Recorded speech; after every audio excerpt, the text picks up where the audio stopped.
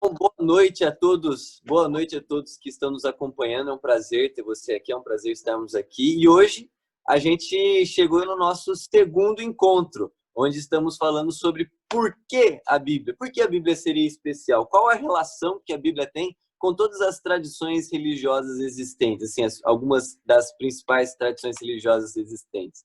E hoje a gente vai conversar com o pastor Yuri Gramacho, onde ele vai nos apresentar a perspectiva do budismo. O pastor Yuri Gramacho, ele é missionário e foi missionário transcultural lá na Mongólia por 5 anos. Ele é professor de missiologia e estudos culturais no Salt Fadba.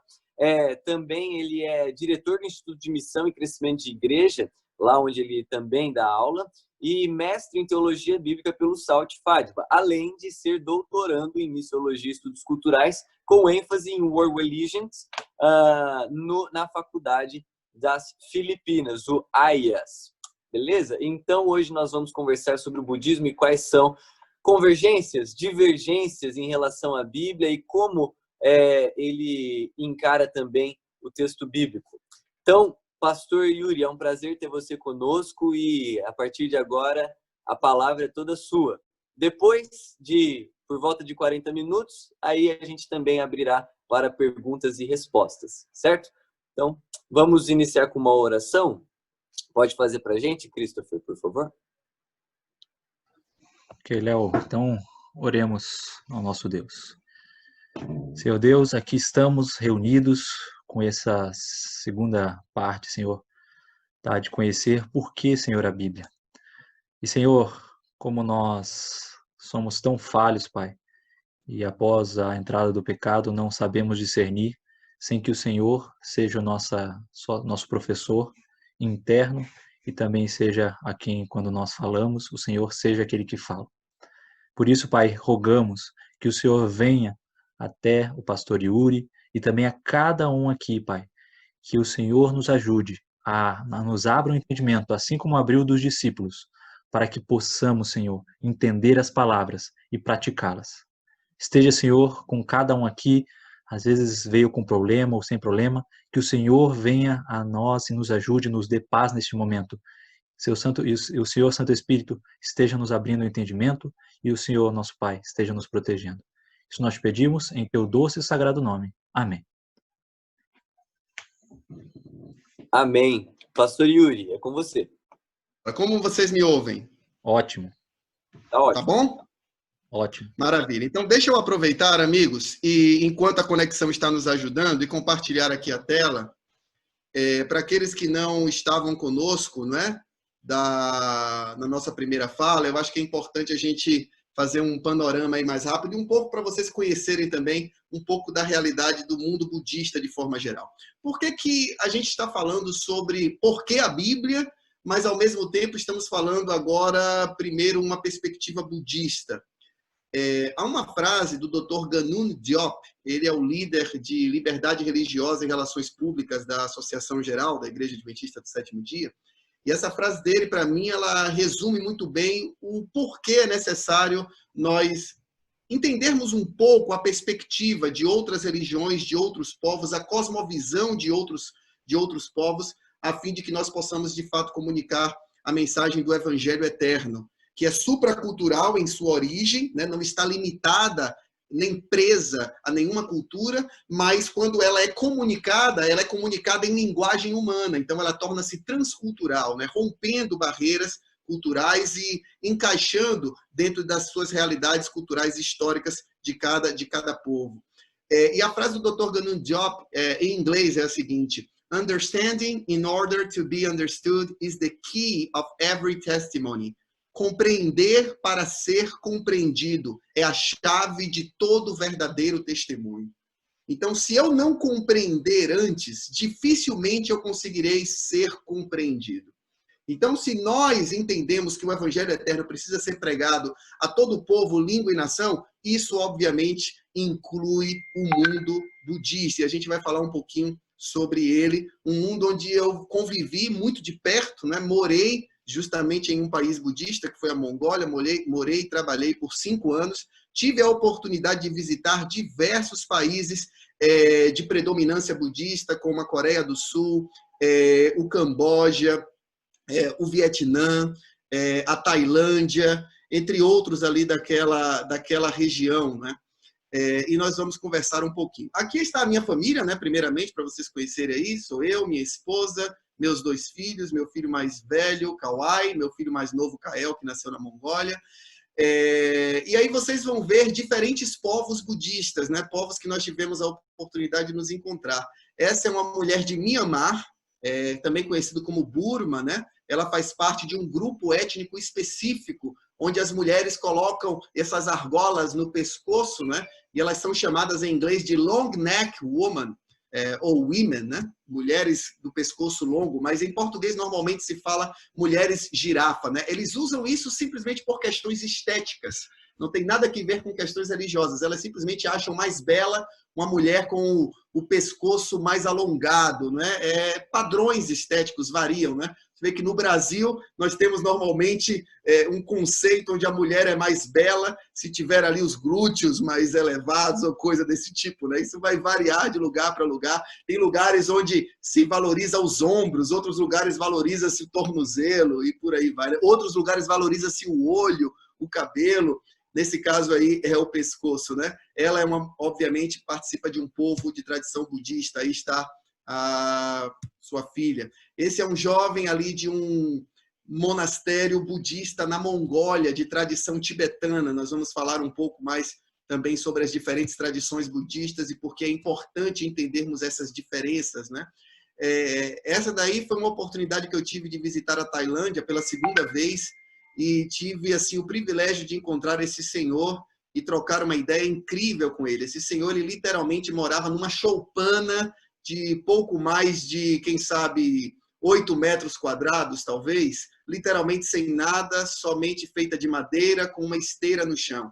E esse senhor só tinha de bens materiais esse hobby que ele está vestindo, um par de sandálias e uma vasilha onde ele sai diariamente nas ruas pedindo esmolas para ser alimentado, né? Ele não possui literalmente mais nada além desses bens que eu mencionei aqui. Nós tivemos um papo realmente assim muito esclarecedor sobre várias questões que envolvem princípio budista. Esse outro senhorzinho aí também encontrei na Tailândia, mas já numa região no interior da Tailândia. Aquele outro foi na capital, em Bangkok. Esse foi no interior da Tailândia, num lugar muito especial, onde existe ali uma estátua de Buda ao ar livre, deitado, né? Um Buda deitado de lado, é a estátua maior de Buda em outdoor, né? Como se chama ali, ao céu aberto. E eu encontrei esse senhorzinho ali, foi um encontro também muito significativo, uma história muito interessante, inclusive, onde ele esqueceu as suas sandálias.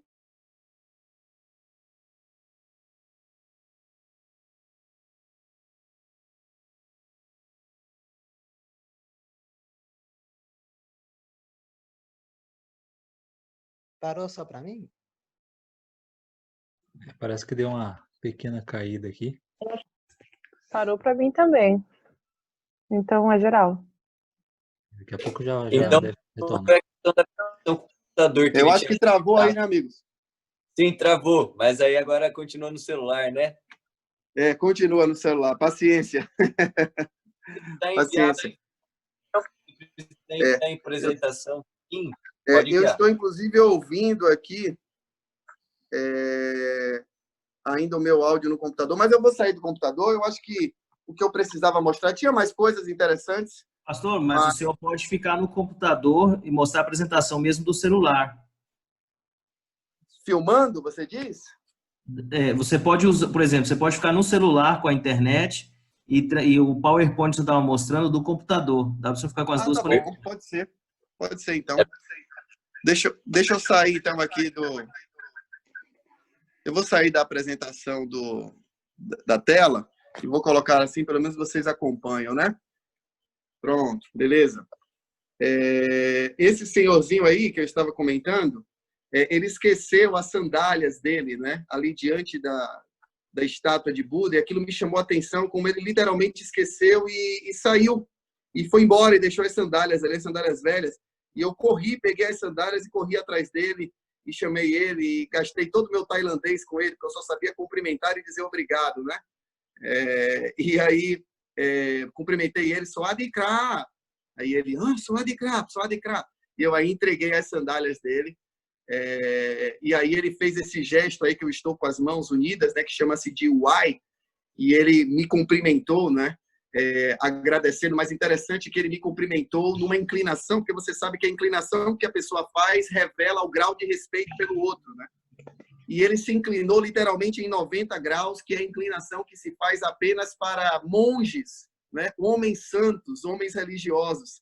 Interessante que a minha atitude de devolver a sandália para ele foi interpretada por ele como um valor religioso, um valor espiritual. E ele me cumprimentou como quem cumprimentaria um outro homem santo, né? Um outro monge. Não sei se ele me confundiu com o monge por causa da careca, mas foi muito interessante essa relação, como a comunicação aconteceu num simples gesto baseado num valor em comum, né? O valor da ajuda ao próximo, do serviço ao próximo, né? O fato de eu ter reconhecido que aquilo era importante para ele e não ter ficado com aquilo. Infelizmente, nós ocidentais somos geralmente vistos pelos orientais como pessoas muito materialistas. Infelizmente, o cristianismo, sempre quando associado ao Ocidente, acaba levando também essa caricatura que não representa o evangelho, né? Perdão, o materialismo. Essa senhora também, uma senhora budista lá da Mongólia, que tem uma história muito interessante conosco. Talvez aí, se no final der tempo, eu conto um pouco da história dela e por que ela está aí com esse carvão aí ao fundo. Foi bem interessante essa história também. O evangelho foi pregado através do carvão. Aí eu estou na casa dela. Em um dos Provai Verdes, na verdade, esse último Provai Verde, a gente contou a história dela.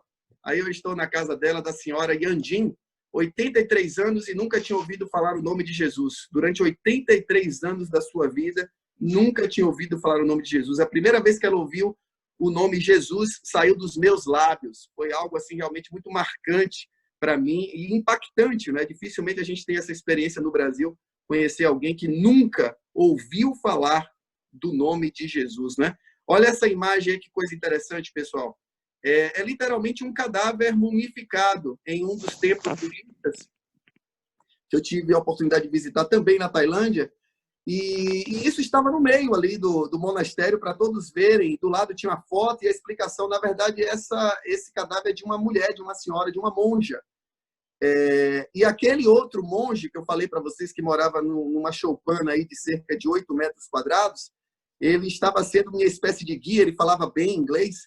E eu perguntei para ele assim, afinal de contas, por que esse corpo aqui está sendo exposto? E ele olhou para mim e sorriu, e ele, sabendo que eu era cristão, ele adaptou o ensino dele para mim, ele contextualizou o ensino, e ele disse assim, ela, na verdade, está pregando. Ele usou essa expressão em inglês, she's preaching, e ele deu um sorrisinho assim de lado, né? E eu falei, como assim ela está pregando? Ele disse, ela está pregando sem palavras, que nessa vida tudo é impermanente. Esse é um dos conceitos mais básicos do budismo, né? A impermanência da matéria. E ele disse que o objetivo dela estar ali era justamente ser uma espécie de sermão constante, mas um sermão silencioso, para que todos que contemplassem aquela imagem não fossem enganados pela ilusão da matéria e percebessem qual era o nosso fim, né? Ou seja, tudo neste mundo é impermanente, né? Se você consegue encontrar esse mesmo ensino no livro de Eclesiastes, né? Tudo é passageiro, tudo é vaidade, tudo é correr atrás do vento, né? Sobretudo uma vida que não está centrada em Deus, obviamente é uma vida sem propósito e uma vida sem sentido. Essa foi a primeira vez que eu entrei num monastério budista, que eu estava entrando num mundo novo, de fato. E sabe, quando eu digo um mundo novo, de fato porque não é apenas uma questão de símbolos, de arquitetura, é uma questão de enxergar o mundo sobre uma nova ótica, sobre uma nova perspectiva. E para a gente se comunicar com o mundo budista e traduzir o evangelho de uma forma que o evangelho seja compreendido por essas pessoas, você tem que literalmente pegar as lentes culturais deste povo e olhar o mundo como eles olham, para que você entenda qual a forma que a realidade é interpretada naquele contexto cultural, naquele contexto histórico e religioso. Então, realmente, entrar nesse monastério pela primeira vez para mim foi como entrar num novo mundo. Eu me senti quase que num filme de Indiana Jones, sabe? Desvendando mistérios e vendo coisas extremamente exóticas, estranhas e e, ao mesmo tempo, extremamente fascinantes e interessantes. Perceba a diferença da arquitetura deste templo, que tem influência tibetana, foi um templo na Mongólia, para esse templo na Tailândia, né? Coberto de ouro e uma arquitetura muito mais requintada, né? Essa estátua de Buda, por exemplo, ela é coberta completamente de ouro, né? Ela tem um preço aí imensurável. É um dos maiores patrimônios da Tailândia, né? E está em um dos templos ali onde a gente também teve a oportunidade de visitar, chamado The Golden Buddha.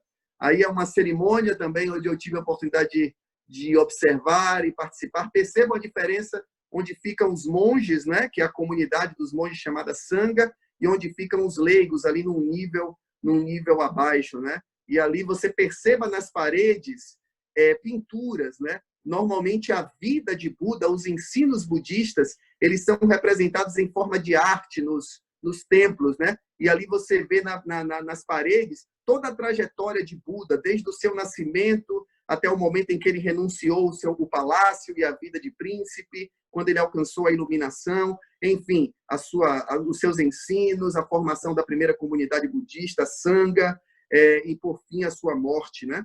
Então, é muito interessante como eles usam. O método de ensino é diferente, né? A gente normalmente ensina a Bíblia através da pregação, né? Métodos que são comuns para nós. Normalmente, no mundo budista, os ensinos eles são através de músicas conhecidas como mantras, né? E através, sobretudo, do uso da arte, né? Da pintura e outras formas artísticas, além da música. E olha que coisa interessante, essa imagem é uma pintura, um painel de uma igreja adventista. Olha só. Se você notar, você vai perceber que eles usaram a mesma arte budista, né? Ou seja, utilizaram o método de ensino budista através da arte, coisa que nós não temos muito hábito aqui no Ocidente, e eles representaram ali, inclusive utilizando as pessoas com fisionomia tailandesa, né? O próprio Jesus aqui no cavalo está com fisionomia tailandesa, retornando dos céus, né? Ou seja, representa ali a volta de Jesus. Você percebe os anjos, né? Anjos bons ali, inclusive com roupas tailandesas. Então, foi um trabalho de contextualização bem interessante. É um mural do lado de uma das igrejas adventistas que nós temos ali na Tailândia. Isso me chamou muita atenção também. E ali está escrito João 3:16. E aqui, por fim, pessoal, eu coloquei essas imagens, né? Esse olho aí com esse mundo, este mundo com esse olho, mostrando a necessidade de nós entendermos a cosmovisão do outro, né? A maneira que as pessoas interpretam o mundo, interpretam a realidade, né? A visão de mundo das pessoas, mas também não apenas isso, não apenas você entender o mundo, mas entender como o mundo também te vê. E, infelizmente, muitas vezes, quando nós falamos que somos cristãos, seja no mundo budista, seja entre hindus, ou seja, principalmente entre muçulmanos, a imagem normalmente é uma imagem muito negativa, né? As pessoas nos veem de uma forma muito negativa. Então, é importante você entender quais as lentes culturais que as pessoas usam para interpretar o mundo e a realidade, e também quais as lentes culturais nós usamos. Porque muitas vezes as nossas lentes culturais impedem que nós enxerguemos na Bíblia princípios fundamentais que seriam essenciais na pregação do Evangelho para aquele povo. Muitas coisas na nossa leitura da Bíblia acabam sendo condicionadas à nossa cosmovisão. Então, por isso que é importante o contato com outras cosmovisões, porque isso faz com que você não apenas aprenda a perspectiva de outros povos, mas amplie a sua própria perspectiva em relação à palavra de Deus. E, normalmente, a cosmovisão está nesse nível aqui, pessoal. Olha, num nível praticamente inconsciente, subconsciente, né? Essa parte aqui do iceberg, normalmente, é o que a gente vê, é o comportamento, são as atitudes. E, normalmente, a religião no Ocidente é basicamente uma religião muito comportamental, né? E nós, muitas vezes, não temos consciência dos nossos pressupostos, né? Dos nossos paradigmas, daquilo que define, muitas vezes, a nossa maneira de agir e a nossa maneira de interpretar a realidade e as outras pessoas. Bem, eu vou voltar aqui para a minha tela, ou melhor, para a minha cara. E eu queria saber, primeiro, Léo, quanto tempo que eu tenho ainda para eu saber administrar bem o tempo aqui e ir para aquilo que é mais importante? Certo. Então, dentro da proposta original, já se passaram aí 17 minutos. Então, você ainda tem 23 minutos, mas pode se for necessário, 30 minutos. Sem problema, tá bom. Então vamos lá. Veja, para a gente entender um pouco sobre o budismo. Pessoal, não quero converter ninguém em budista aqui, tá? O objetivo é você compreender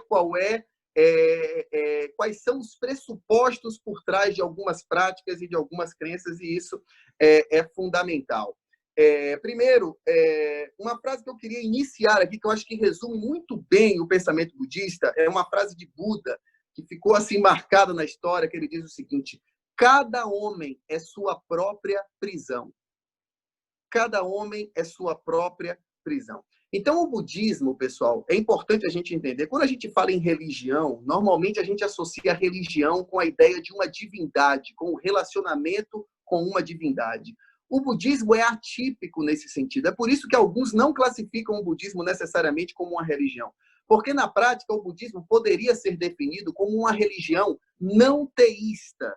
O que isso significa? É uma religião sem Deus. Não há a figura de um ser supremo, não há a figura de um ser criador, né? De um ser que deu início às coisas. Então, essa preocupação ontológica que normalmente nós temos dentro do pensamento judaico-cristão é completamente irrelevante e eu diria, desnecessária no pensamento budista. Alguns dizem que o budismo é uma religião ateia ou ateísta. Eu, particularmente, discordo dessa definição, porque o ateísmo se caracteriza pela negação da existência de Deus. O budismo não nega a existência de Deus. O budismo simplesmente afirma não ter certeza. Então, nós não sabemos se existe um Deus, um ser assim.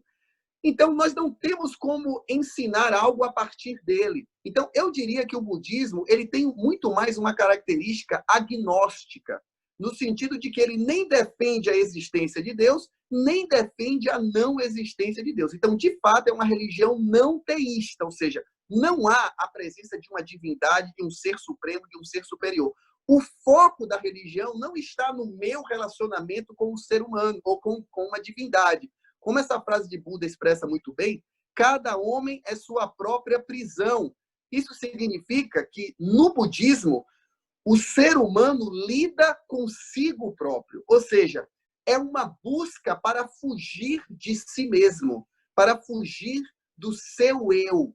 Então, existem práticas envolvendo disciplinas, meditação, que têm como objetivo atingir essa negação do eu, ou seja, escapar dessa prisão que é o próprio homem. E aí, dentro do budismo, pessoal, nós temos algumas tradições budistas, né? Não existe um ensino, eu diria, uníssono do budismo. Claro, existe a essência, né, do pensamento budista, mas existem algumas tradições. Então, basicamente, nós temos entre as 3 maiores tradições a tradição Theravada, a tradição Mahayana e a tradição Vajrayana, também conhecida como tantrismo ou lamaísmo, né? Eu tenho até algumas imagens aqui só para vocês verem um pouco a diferença um pouco entre eles, né? A tradição Theravada, ela é muito comum encontrada na Tailândia, no Sri Lanka, e você no próprio Camboja, e você encontra ela numa forma muito mais tradicional. Theravada significa a escola dos anciãos. Então, eles asseveram que eles são, digamos, um budismo mais puro, mais original, apesar de que, obviamente, foram inseridas várias outras coisas posteriormente, né? A escola Mahayana você encontra basicamente no Japão, na Coreia do Sul, sobretudo, na China também, e que a tradição Mahayana se divide em várias escolas, né? A Terra Pura, o Zen Budismo, entre outras, é chamado do grande veículo. Ela já tem uma ênfase diferente em relação ao Theravada. O Theravada é muito austero, é muito rigoroso em relação às suas disciplinas, em relação às disciplinas seguidas pelos monges. A comunidade de monges é muito importante, a Sangha, né, chamada de Sangha.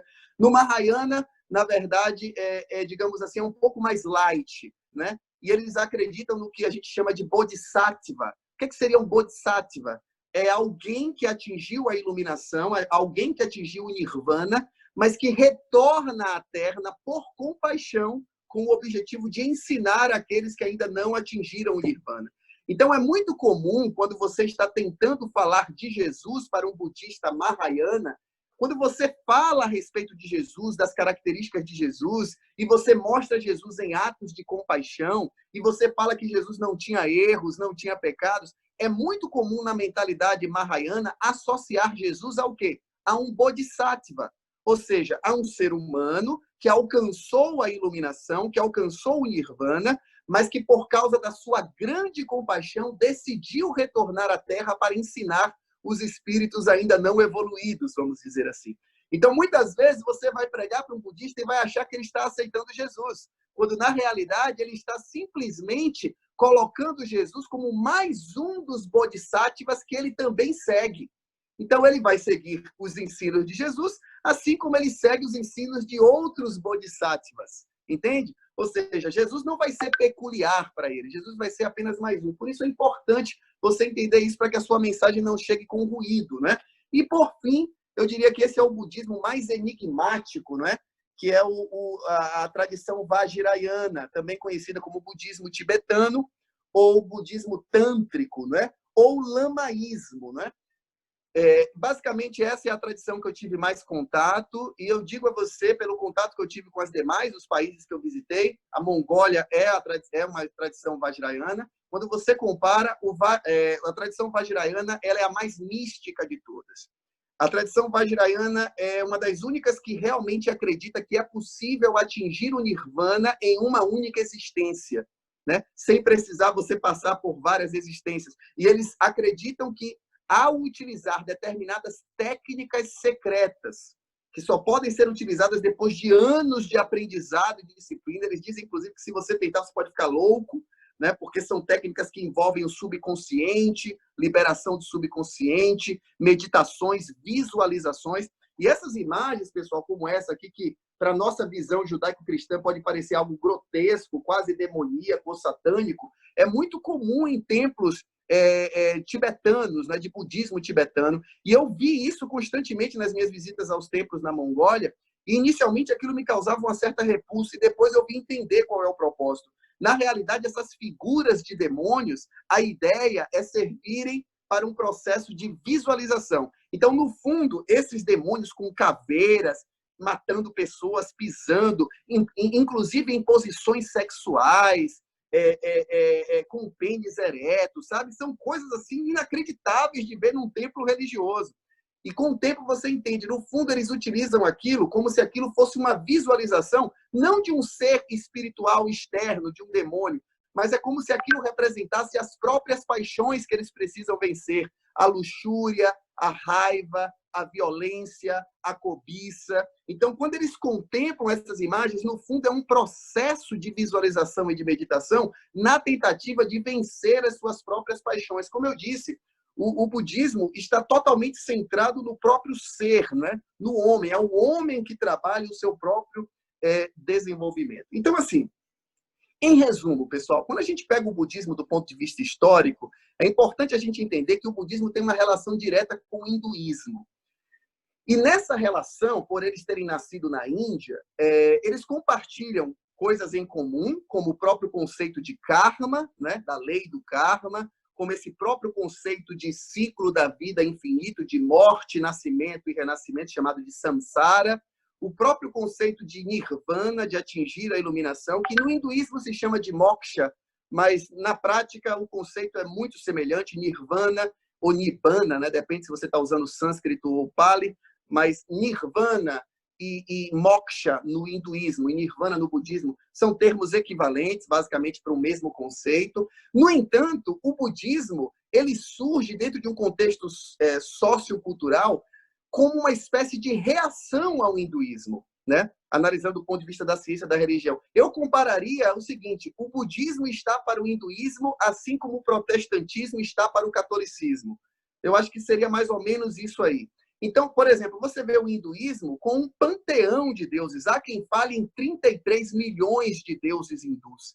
E aí você vê o extremo do budismo, uma religião sem Deus, percebe? Uma reação direta de confronto. Você vê o hinduísmo baseado ali dentro da sociedade indiana de castas, né? e você vê ali o budismo rompendo com esse conceito de castas e por aí vai. Então, é interessante como há uma relação de consenso em alguns pontos, mas ao mesmo tempo de convergência, mas ao mesmo tempo de discrepância completa. Então, nesse contexto, nasceu Siddhartha Gautama, né? O Buda histórico, né? Então, resumindo a história de Siddhartha, ele nasceu numa família nobre, né?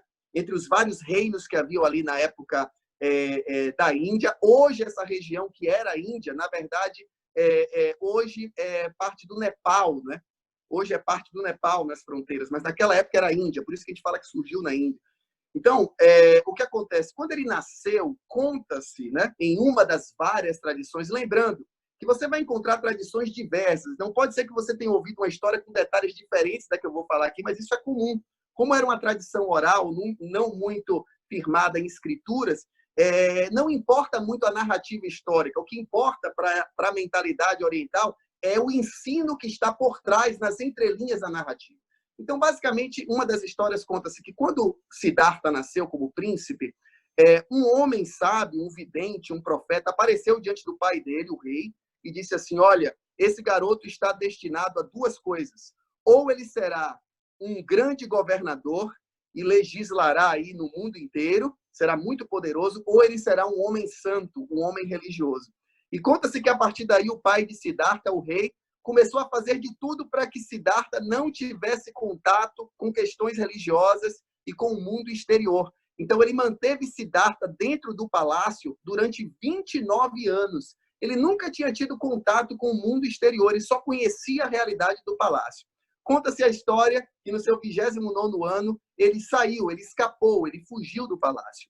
E na sua saída, nessa sua peregrinação, nessa sua busca pelo mundo externo, por aquilo que estava fora da realidade que ele conhecia, né? E aí vai uma ideia, justamente, Siddhartha, a cosmovisão dele estava limitada ao palácio, ele queria conhecer mais. E quando ele sai, conta a história que ele teve 4 encontros, ou 4 visões, né? Mas não é uma visão mística, foi uma visão real, um encontro real. 4 coisas que Siddhartha encontrou que mudou a vida dele. Primeiro, ele encontrou um homem velho.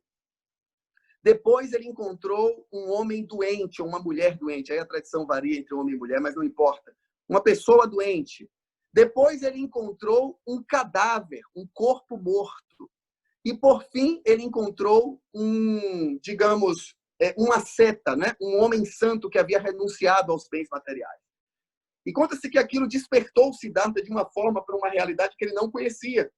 Porque Siddhartha não conhecia a velhice, Siddhartha não conhecia a doença, Siddhartha não conhecia a morte. E aquilo trouxe para ele um senso de angústia muito grande, porque ele chegou à conclusão que a vida era sofrimento.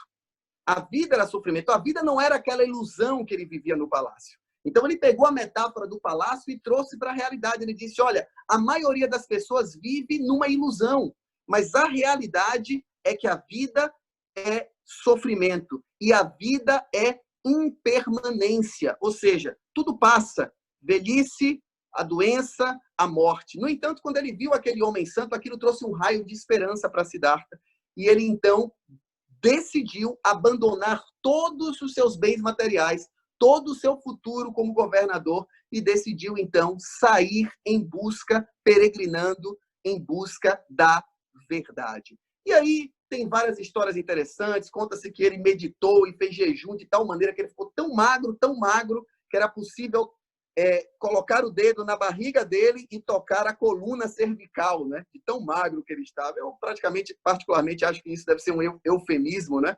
Mas só para mostrar o quão debilitado ele estava. E ele quase chegou a morrer nesse estado.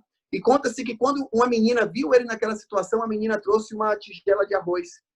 E Siddhartha pegou aquela tigela e comeu. E naquele momento ele chegou a uma conclusão que ele deveria evitar os extremos na vida. Ele deveria evitar uma vida de luxúria, uma vida de regalias, uma vida baseada na matéria, como ele tinha no palácio, mas ele também deveria evitar uma vida de rigores ascéticos, uma vida extrema, uma vida de sofrimento, né, em busca da realização espiritual. Então, foi aí que ele definiu o conceito de caminho do meio, ou seja, uma vida em busca de equilíbrio. Então, se tem uma palavra que é extremamente interessante para o budista é essa: equilíbrio. Então, o budista, quando ele olha o cristianismo, ou ele olha a vida de um cristão, quando ele vê se um cristão tendendo para extremos, aquilo soa para ele como falta de sabedoria espiritual. Porque o grande objetivo dele é manter um equilíbrio, ou seja, é seguir o caminho do meio. Nem uma vida materialista, nem uma vida ascética, mas uma vida sábia, prudente, coerente. E aí, nesse processo, pessoal, ele buscou, meditou, sentou embaixo de uma árvore e disse: olha, eu só vou levantar dessa árvore quando eu realmente encontrar a resposta para as minhas perguntas. E aí conta-se que naquele processo de meditação, ele finalmente atingiu o nirvana, que nada mais é do que a iluminação. O termo Buda, né, significa o iluminado, ou, numa tradução mais literal, aquele que está desperto, aquele que acordou. Acordou de onde? Acordou de uma ilusão. Sabe, que não sei se você já assistiu Matrix. A ideia de Matrix está muito relacionada com a filosofia budista. É uma ideia de que o mundo que nós vemos, o mundo dos sentidos, o mundo da matéria, no fundo é uma Matrix. Ou seja, é ilusão, porque tudo que é matéria, isso é passageiro, isso não é real, isso é impermanente. Então, ele despertou e enxergou essa verdade. E, a partir dali, ele desenvolveu as 4 nobres verdades. E aqui eu queria destacar, pessoal, porque aqui a gente vai começar a fazer as conexões com o contexto do Evangelho, tá? As 4 nobres verdades, basicamente, seriam: a primeira, eu estou resumindo, obviamente, ao máximo. A primeira, vida é sofrimento. Vida é sofrimento. Ou vida é dor, alguns traduzem assim, né? Que é a expressão Pali dukkha. Dukkha é a expressão que é traduzida normalmente como sofrimento ou dor. Alguns estudiosos budistas dizem que a melhor tradução em inglês, o equivalente da língua portuguesa, seria vida é impermanência. Foi o que aquele monge lá da Tailândia disse para mim. Mas o conceito gira em torno da mesma coisa. Por que é sofrimento? Porque eu acabo desejando algo, mas aquilo é impermanente. Então, eu sempre perco aquilo. Ou seja, eu nunca tenho, então aquilo me gera sofrimento. Então, vida é igual a sofrimento. Primeira nobre verdade. Então, pessoal, pegando essa primeira nobre verdade, se você disser para um budista: Jesus veio te dar vida eterna, você vai aprender o idioma dele, vai falar tailandês, vai falar mongol, vai falar coreano, vai falar japonês, vai falar Khmer, que é a língua do Camboja, não importa. Você vai atingir o nível de proficiência da língua. E aí você chega para o indivíduo e diz assim: Jesus veio te dar vida eterna. E você simplesmente está ignorando a primeira nobre verdade do budismo, que vida é igual a sofrimento. Então, se você fizer a afirmação de que Jesus veio dar a ele vida eterna, o que é que ele vai entender, na opinião de vocês? O que é que ele vai ouvir? O que é que ele vai compreender daquele ensino cristão? Que Jesus veio fazer com que ele sofresse eternamente. Porque, veja, vida é sinônimo de sofrimento na mentalidade budista. Ele não consegue associar um conceito de vida sem ser envolvendo sofrimento. Então, quando eu digo Jesus veio te dar vida eterna, ele está ouvindo eu dizer: Jesus veio me fazer sofrer eternamente. Porque, percebam, na mentalidade budista, o que é a vida? A vida é um ciclo chamado samsara, onde o indivíduo está preso. Ele está preso. Então, não existe conceito de liberdade dentro da vida, ou seja, dentro da samsara. A samsara é um ciclo infinito, onde o ser, né, está preso. Aí entra aqueles conceitos de Atman e Anatman. Eu não vou entrar nesse ponto. Essa é a outra diferença entre budismo e hinduísmo, né? O eu e o não eu, enfim. Mas aí é muito mais complexo. O fato é que dentro da samsara, o indivíduo ele está preso num processo eterno de nascimento, morte e renascimento. Nascimento, morte e renascimento. Então, se você me perguntar o que é que um budista quer, o que é que ele quer? Ele não quer viver eternamente. Ou seja, o objetivo central de um budista é completamente diferente do objetivo central de um cristão. Então, perceba, o indivíduo não quer viver eternamente. Muito pelo contrário. O que ele quer é o oposto. Ele quer deixar de viver. Mas entendam, deixar de viver na cabeça de um budista, dentro da cosmovisão budista, não significa morrer. Porque morrer na cabeça de um budista significa resetar, significa começar tudo de novo. Então, quando um budista está morrendo, na prática, sabe o que ele está pensando? Que droga! Vai começar tudo de novo. Vou ter que sofrer tudo de novo, porque nascimento é sofrimento, velhice é sofrimento, morte é sofrimento. Ou seja, vida é sofrimento. Então, morte para ele é simplesmente parte desse ciclo. Então, é simplesmente um estágio para você retornar ao ciclo. Então, o budista, ele nem quer viver, nem quer morrer. Então, o que ele quer, Yuri? Ele simplesmente quer deixar de existir. Ele quer escapar da samsara. Ele quer se libertar da samsara. Ele quer fugir da vida. Então, nesse contexto, é importante você entender como apresentar a mensagem do evangelho para esse indivíduo. Então, você já percebeu que se você falar que Jesus veio dar para ele vida eterna, ele vai entender algo muito distorcido daquilo que você realmente está querendo dizer. Então, veja, se você entende que para aquele indivíduo... Opa, perdão. É que eu quero pegar um livro aqui para eu mostrar para vocês. Deixa eu ver se eu não encontro aqui esse livro. Que tem vários aqui, rapaz. Esse exatamente que eu quero encontrar, eu não estou achando. Que é um livro que fala justamente como entender o conceito de dukkha dentro de uma perspectiva cristã. Então, olha só. De fato, se você for analisar, a partir da queda do homem, vida é sofrimento. Sim ou não? A partir da queda do homem, a partir ali do Jardim do Éden, vida é sofrimento. Então, nós compartilhamos desse ponto em comum. Então, a Bíblia diz que quando Jesus veio para esta terra, está lá em 1 João, ele veio para destruir as obras do diabo. Ou seja, na verdade, o sofrimento existe por conta da queda, por conta do pecado, né? Então, normalmente, eles associam o sofrimento não com o conceito de pecado, não com o conceito de errar o alvo, de desobedecer a Deus, porque não existe a figura de Deus. Aí entra a segunda nobre verdade, pessoal. Olha como uma coisa está conectada com a outra. Primeira nobre verdade, vida é sofrimento. Segunda nobre verdade, o sofrimento tem uma causa. E a causa do sofrimento é o desejo. É a tanha, é a expressão em sânscrito ou pali, né? Tanha é desejo, né? Então, sempre que você deseja algo, que você se apega a algo, você sofre. Por quê? Porque você está desejando algo que é impermanente. Então, você sempre vai querer mais e mais. Ou seja, o desejo nunca é saciado. E é esse desejo que te prende a samsara. Ok? É o desejo que te prende a samsara. Esse é o conceito budista. Então, por exemplo, até o conceito de amor que nós temos. Então, você poderia chegar para um budista e dizer assim, olha, Deus é amor. Jesus amou o mundo. Sabe o que é que o budista vai entender? Que Deus, então, é um ser inferior. Porque no contexto budista, amor está associado a desejo. E desejo está associado a apego. E o desejo é a causa do sofrimento. Então, você imagine um conceito de um Deus que deseja. Porque a ideia de amor para ele é uma ideia de posse. Eu amo porque eu quero ter aquele ser para mim. Você está entendendo? Então, ao invés de amor, o budismo valoriza o conceito de compaixão. Compaixão. Porque o amor é visto como centralizado no eu. Eu amo porque eu quero aquilo para mim. E eu não quero dividir aquilo com ninguém. É por isso que eu sinto ciúme, né? É por isso que eu quero exclusividade.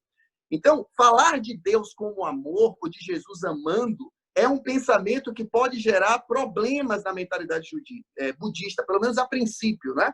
Eu estou falando, claro, pessoal, num contexto de um primeiro ponto de contato. Então, nesse caso, qual seria o ideal para você dizer? Por que você não pegaria aquela passagem bíblica e diz assim, e Jesus, vendo as multidões, teve o quê? Compaixão delas, porque viu que era como ovelhas que não tinham um pastor. Então, Jesus sentindo compaixão, Jesus servindo as pessoas, né? Esse conceito do serviço é extremamente interessante para um budista. Então, vida é sofrimento, primeira nobre verdade. O sofrimento tem uma causa, e a causa é o desejo, segunda nobre verdade. Terceira nobre verdade, o desejo pode ser eliminado. Esse é o grande objetivo do budismo, é eliminar o desejo. Quando você elimina o desejo, você nega o seu próprio eu. E quando você nega o eu, você agora não está mais preso a samsara, ou seja, você deixa de existir, porque você anulou o seu eu. Aí eu pergunto a você, você lembra de algum mestre que não era um mestre budista, que certa vez disse aos seus discípulos, se alguém quiser me seguir, primeiramente faça o quê? Negue-se a si mesmo. Interessante como esse conceito de discipulado de Jesus encaixa perfeitamente com a mentalidade budista. Porque quando Jesus chama os seus discípulos para o discipulado, ele chama inicialmente para uma vida de renúncia. E, sobretudo, uma renúncia do próprio eu. Isso faz todo sentido na mentalidade budista. Você apresentar Jesus como um mestre que está nos chamando para uma vida que renuncia ao eu, aos desejos da carne, às paixões humanas, a viver uma vida de compaixão, ou seja, uma vida de serviço ao próximo.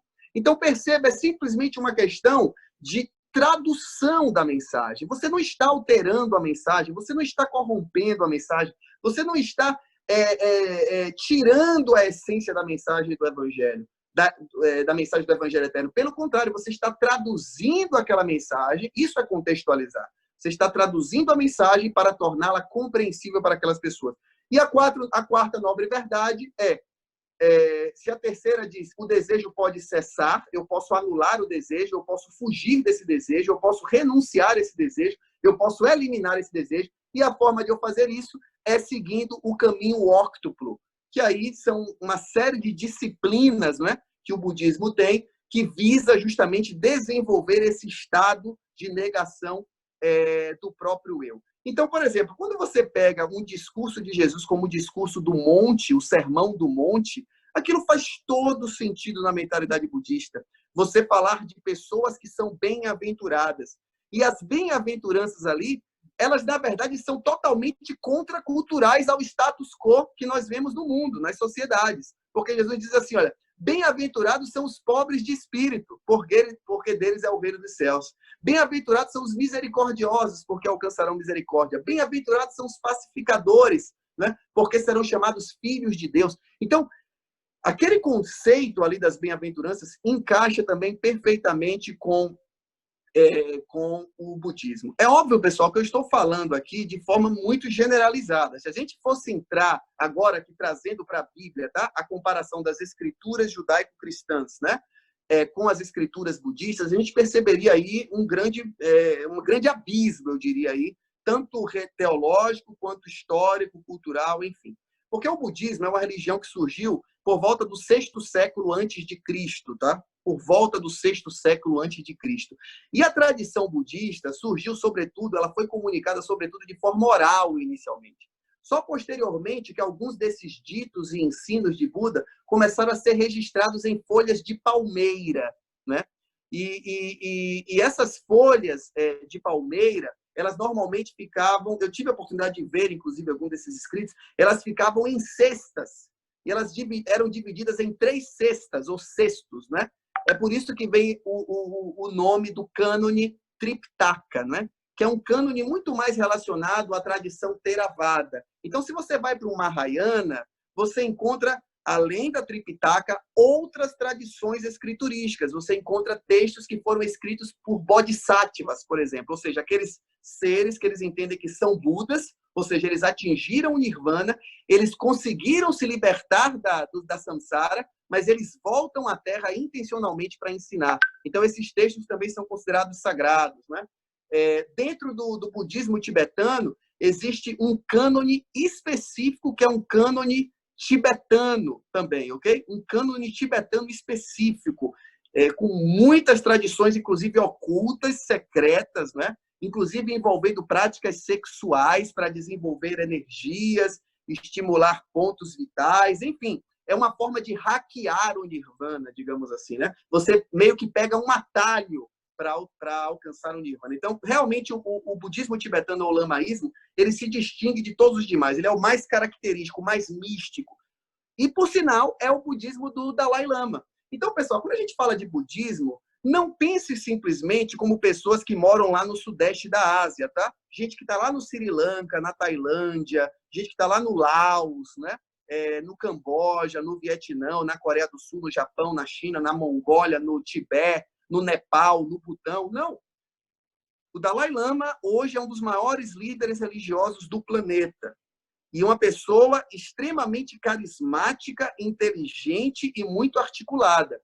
Então, Dalai Lama, obviamente, ele segue o budismo tibetano, que é o mesmo budismo da Mongólia. Por sinal, o termo Dalai Lama é um termo mongol, pouca gente sabe disso. O termo mongol é Dasle Lam. Dasle significa oceano, Lam significa mestre, né? Então, o Dasle Lam, ou seja, o Dalai Lama, é o mestre que tem a sabedoria do oceano, né? Então, o Dalai Lama, ele crê em coisas, meu amigo, que você acharia uma piada. Por exemplo, isso é o que o budismo tibetano crê. Eles creem, por exemplo, em leitura da mente. Eles creem que monges altamente desenvolvidos em sua disciplina de meditação conseguem ler mentes e conseguem se comunicar por telepatia. Eles creem, por exemplo, que eles conseguem se teletransportar de um lugar para o outro fisicamente. Eles creem que eles conseguem, de fato, levitar. E eu confesso a vocês que eu já vi coisas difíceis da razão explicar ali nessas reuniões de budismo tibetanos, que duram horas, 3, 4 horas, você fica com a mente, inclusive, meio, sabe, em transe, porque os caras tocam aquelas cornetas de 6 metros, bom, bom, e bate aqueles pratos, e fica tocando sino e tambor, e passa a roda de oração. Então, é uma inebriação de sentidos, de cheiros, de sons, enfim. Mas o Dalai Lama, muito inteligente, o que ele fala para o Ocidente? Ele fala aquilo que ele sabe que vai ser aceito pelo Ocidente. Valores como compaixão, valores como desapego à matéria. Não é à toa que hoje no Ocidente você vê um conceito muito difundido, que é o conceito do minimalismo. Quem aqui nunca ouviu falar do minimalismo? Que é a filosofia de viver com o mínimo possível. Você acha que isso vem de onde? Isso vem de um conceito, obviamente, budista. Então, a filosofia budista ou a ética budista, né? Não vou falar agora de questões religiosas, ela está difundida hoje no mundo inteiro por pessoas que não se consideram budistas, mas que vivem práticas morais e éticas e filosóficas do budismo em sua vida, que praticam momentos de meditação, mesmo sem saber nenhum mantra, pessoas que praticam o conceito de desapego, mesmo sem pensar em nirvana ou samsara ou coisa desse tipo. Ou seja, essa cosmovisão, de uma certa forma, faz parte hoje de grande parte da população mundial. Então, assim, budistas mesmo, nós temos cerca de 500 milhões de professos budistas no mundo, o que faz do budismo a 5ª maior religião mundial. Mas não se engane, você vai ter contato com pessoas, sobretudo pessoas com mentalidade pós-moderna, né, que são extremamente tolerantes à espiritualidade, diferente da modernidade, né, que era extremamente rígida em questões doutrinárias, ou eu creio ou eu não creio. O pós-moderno é muito aberto e tolerante a tipos diferentes de espiritualidade, ou seja, existe uma pluralidade religiosa muito maior e uma tolerância muito maior. Então, todos esses conceitos budistas soam de forma extremamente agradável dentro da mentalidade pós-moderna. Então, quando você lida com um pós-moderno, numa grande cidade, num grande centro urbano no Ocidente, não tenha dúvida que boa parte do conhecimento da filosofia budista vai te ajudar na abordagem com aquelas pessoas. Leandro, Léo, eu vi aí, acho que algumas pessoas têm algumas perguntas aí, não sei como é que a gente procederia a partir de agora. E eu queria, por fim, só contar, quando tiver o último momento, aí você me diz que eu quero contar uma última história sobre contextualização, uma coisa incrível como Deus atua na vida de todos os povos, mesmo antes do missionário chegar naquele lugar. Maravilha, cara, incrível, incrível. Aí, realmente, pessoal, tem muita coisa para ser falada. A gente está falando de uma cosmovisão completa, né? Então, a gente poderia passar dias conversando sobre isso. Sim, mas muito bom tudo que apresentado aqui, Pastor Yuri. Então, você que está aí no YouTube assistindo, agora que já foi gravado, não deixe de assistir a segunda parte, legal? A gente vai dividir o vídeo em 2 para não ficar tão longo assim, uma parte a palestra, outra parte as perguntas e comentários, e aí pode perder a história que ele vai contar sobre a contextualização, certo? Então não perca.